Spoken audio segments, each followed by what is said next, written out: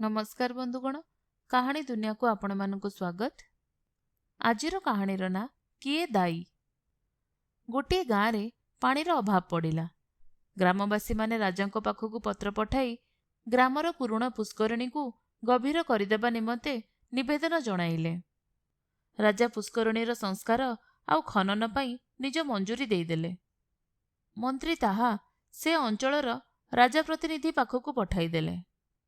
प्रतिनिधि ताहा विभागीय कर्ता को देदेले। कर्ता आवश्यक व्यवस्था करने सकाशे ग्रामर अधिकारी को निर्देश देले। अविलंबे काम होईगला। काम किपरि होईची देखिबा निमंते निजे राजा गले। फेरी आसी मंत्री को कहिले, कामरे बहुत त्रुटि थिबार लक्ष्य कली। किए दायी डाकी आण। मंत्री संगे संगे राजा प्रतिनिधि को कैफियत मागिले। प्रतिनिधि विभागीय कर्ता को धमक देले। कर्ता अधिकारी को डकाई कड़ा करी दुई पद शुणाई देले। आउ राजा को भेटिबा को कहिले। अधिकारी को देखिबा मात्रे राजा बहुत संबर्धना जणाइले। आउ कहिले, कामरे कोनोसी त्रुटि होई नाही। मु जदि कहिथांती काम बहुत भल होईची और किए दायी डाकी आण, तेबे तुम जाए ए खबर जाई ही न थांता।